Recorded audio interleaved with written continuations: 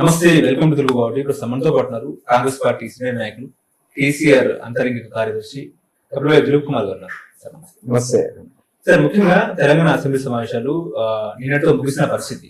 So assembly సమావేశాల గురించి మనం ఒకసారి మాట్లాడుకుంటే సాక్షాత్ ముఖ్యమంత్రి రేవంత్ రెడ్డి అసెంబ్లీలో మాట్లాడుతూ, నిజంగానే నేను మిమ్మల్ని అరెస్ట్ చేసి ఉంటే ఇవాళ మీరు ఇక్కడ ఉండేటోళ్ళు కాదు, నాకున్న పరిమిత అధికారంలో మిమ్మల్ని నేను జైల్లో ఊచలు ఎక్కించేవాడని చెప్పేసి నిన్న అసెంబ్లీలో రేవంత్ రెడ్డి మాట్లాడినారు.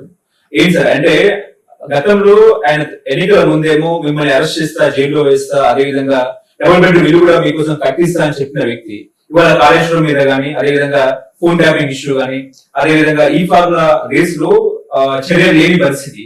అంటే కాంగ్రెస్ హైకమాండే వాళ్ళ విషయంలో జోక్యం చేసుకోవద్దని రేవంత్ రెడ్డికి హింట్ ఇచ్చింది కాబట్టి రేవంత్ రెడ్డి వాళ్ళ మీద చర్యలు చేపట్టిన పరిస్థితి అనుకోవచ్చా? అంటే ఏం చెప్తారు సార్?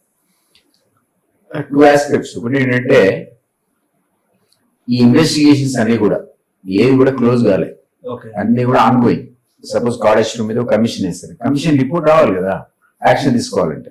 ఏసీబీకి సంబంధించి 2-3 అంశాలు ఉన్నాయి, సిటీకి సంబంధించి అంశం ఉంది, విజిలెన్స్ అండ్ ఎన్ఫోర్స్మెంట్ అంశం ఉంది. రకరకాల అంశాలు ఏవైతే కంప్లైంట్స్ గతంలో ఎలక్షన్స్ కంటే ముందు ఏవైతే మన అభియోగాలు టీఆర్ఎస్ మీద పెట్టామో అవన్నీ కూడా వేరియస్ స్టేజెస్ లో ఉన్నాయి ఎంక్వైరీస్.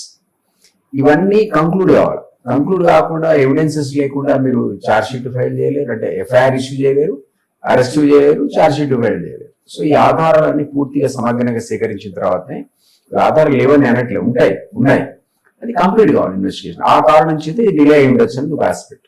సెకండ్ ఆస్పెక్ట్ ఏంటంటే, లోకల్ బాడీస్ ఉన్నాయి మాకు 2-3 నెలల్లో. మీరు టకా కేసీఆర్ ను, ఆయన కూతుర్ని, వాడిని వీళ్ళందరినీ జైలు పెట్టారు అనుకోండి, లోకల్ బాడీలో కొంప మునిగిపోతుంది. మరి మీరు ప్రజలు పెద్దగా పట్టించుకోరు ఇవన్నీ.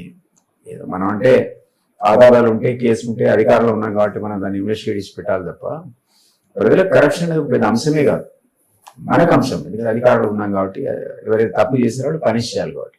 సో చాలా సందర్భాల్లో హిస్టరీలో మనం చూసాం, పొలిటికల్ స్టాల్వర్డ్స్ రకరకాల కేసులు ఎదుర్కొని కంప్లీట్ మ్యారేజ్ గెలిచారు.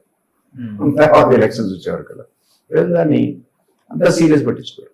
కాబట్టి మనం యాక్షన్ లేదు అనుకోవడం ఏమీ లేదు, డెఫినెట్లీ యాక్షన్ ఉంటుంది. మేబీ నాకు తెలియదు, బట్ ఆయన అన్నట్టు ఆయనకున్న పరిమితమైన అధికారులు, అపరిమితమైన అధికారులు సీఎం. ఆయన తలుచుకుంటే ఏదో కూడా వాళ్ళందరూ ఊసలు లెక్క పెట్టుకుంటే చర్లపల్లి జైల్లో ఉండేవాడు. ఎందుకంటే ఆయన 3 కేసులు ఎరికిచ్చారు, సంబంధం ఉన్నా లేకున్నా, చిన్న చిత్తగారిని ఎతికిచ్చారు రేవంత్ రెడ్డి. ఆయన చెప్పాడు, ఎంపీ ఉండి 16 రోజులు జైల్లో ఉన్నాడు. డ్రోన్ కేసులు ఎగరేస్తే కూడా నన్ను జైల్లో పెట్టారన్నాడు. కాబట్టి అట్లాంటివి ఆయన చేయలే, ఆపత్తి చేయలేదు. అధిష్టానం దాంట్లో ఇంటర్ఫియర్ అయ్యి ఈయన అరెస్ట్ చేయి, ఈయన వద్దు అంటదని అనుకోను. డెఫినెట్లీ అన్నింటిలో ఆ ఫ్యామిలీ రేపో మాపో they have to face the music. అయిపోవాలి, ఇన్వెస్టిగేషన్స్ అయిపోయి ఆధారాలు దొరికితే రేవంత్ రెడ్డి సైలెంట్ గా ఊరుకోడు, ప్రజలు ఊరబడేసి. ఒక్క ఏమన్నా ఆ కేసులో ఫోన్ కాకుండా అది కూడా కంప్లీట్. ఈ ఫార్ములా రేస్ లో మాత్రం ఆయన అనుమానపడి అరెస్ట్ చేస్తారనుకుని కేటీఆర్ ఈ కోర్టు ఆ కోర్టు ఆయన సుప్రీంకోర్టు దాకా పోతే వాళ్ళు ఇంటర్ఫియర్ కాలేదు, రేపో మాపు అరెస్ట్ చేద్దని మనం అనుకున్నాం. అది ఒకటి కాలేదు, ఎందుకంటే నేను అనుకుంటాను లోకల్ పార్టీ రేపో మాపు వస్తుందని అనుకోవడం వల్ల ఈ కారణం జరుగుతుందని అనుకుంటున్నాను. ఇక 4 రోజులు లోకల్ బాడీ అయిపోతే వేరే పని ఉంటుంది, నిజంగానే ప్రూవ్ అయితే వీళ్ళందరినీ లోకల్ బారేసే కార్యక్రమం ఉంటుంది. అంటే గతంలో కాళేశ్వరం మీద కూడా 1,00,000 కోట్ల అవినీతి అన్నారు, రాహుల్ గాంధీని తీసుకొచ్చారు, చూపించినారు. మెగా కృష్ణారెడ్డి మీద కూడా ఆరోపణలు చేసిన పరిస్థితి అయినా కూడా ఇప్పుడు మెగా కృష్ణారెడ్డి మీద ఎటువంటి చర్యలు లేదు. ఏం చెప్తారు సార్ దీని మీద? అంటే మెగా కృష్ణారెడ్డి బాండింగ్, గవర్నమెంట్ తో బాండింగ్ లా ఉన్నారంటే ఏం చెప్తారు?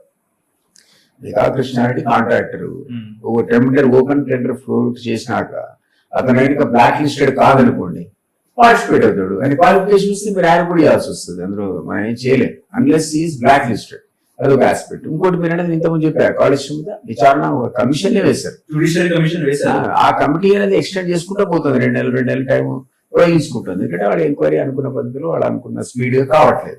కాబట్టి అది కంప్లీట్ అయింది అనుకోండి, దాంట్లో ఉన్న అవినీతి ఏంటో బయటపడుతుంది. మనం అనేది 1,00,000 కోట్లు అన్న, 1,00,000 కోట్లు అయితే సాగపడదు కదా, ప్రాజెక్టే 1,00,000 కోట్లు. అది ఉన్న 1,00,000 కోట్లు తినేస్తే మరి ఆ కుంగిందో ఏదో ముందు అక్కడ అది కట్టడానికి సాధ్యపడదు కదా. కాబట్టి అవినీతి అనేది ఎట్లుంటుందంటే, అందులో కొంత మనం అనుకునేటం 30%, 40%, 60,000 అయ్యేదాన్ని 1,00,000 కోట్లు దేశం ఉంటారు.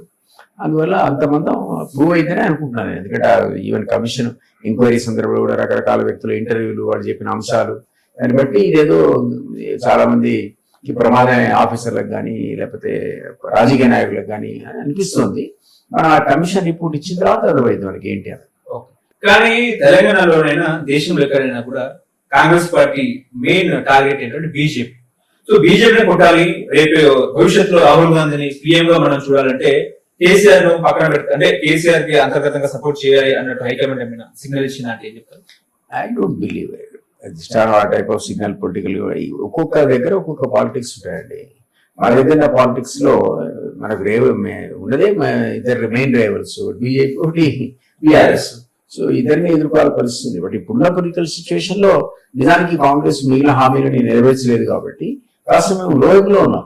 వాస్తవ పరిస్థితి ఏంటంటే గ్రౌండ్ రియాలిటీ వాళ్ళు 4 ఇంప్లిమెంట్ చేశా అంటే అవతల వాడు అయినట్లే. సామాన్యుడు మిగిలిన 4 చేశాకనే అంటాడు. 4 అయితే అయిపోయింది, మిగిలిన 4 ఏంటి చెప్పంటున్నాడు.